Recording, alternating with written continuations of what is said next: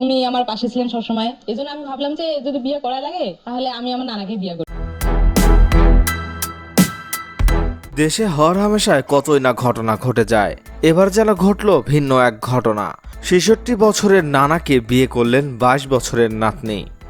লালমনিরহাটের পাটগ্রাম পৌর এলাকার দক্ষিণে কোটতলী এলাকায় বর শফিকুলের বাড়ি, আর কনে উপজেলার কুসলিবাড়িয়া ইউনিয়নের নজরুল ইসলামের মেয়ে। গত ২২ তারিখ তাদের বিয়ে হয়। এই বিয়ের খবর, ছবি ও ভিডিও সামাজিক যোগাযোগ মাধ্যমে বেশ ভাইরাল হয়েছে। ছবিতে দেখা যায় কনে বেশে এক তরুণীকে মিষ্টি মুখ করাচ্ছেন পাঞ্জাবি ও টুপি পরিত এক বৃদ্ধ। বিয়ের পর থেকেই জেলা জুড়ে তুমুল আলোচনা হচ্ছে অসম এই বিয়ের খবরে।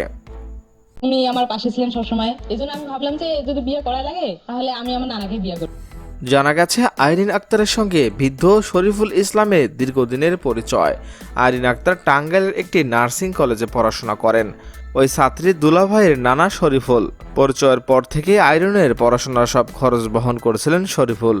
নির্বিঘ্নে পড়াশোনা চালাতে ওই ব্যক্তি ৬ লাখ টাকা ব্যাংকে ফিক্সড ডিপোজিট করে দিয়েছেন বেশ আগেই। সেই টাকার লভ্যাংশ দিয়েই পড়াশোনার খরচ চলছিল আইরিনের।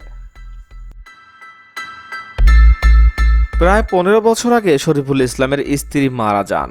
ফলে তখন থেকে তিনি একা হয়ে পড়েন। তিনি এলাকায় কারো দাদা আবার কারো নানা হিসেবে পরিচিত।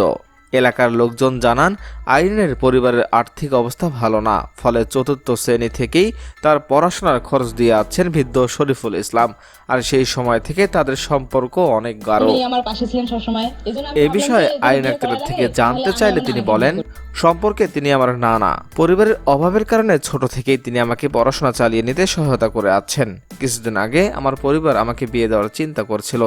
আমি ভেবে দেখেছি অন্য কোথাও আমার বিয়ে হলে আমার পড়াশোনা আর নাও হতে পারে।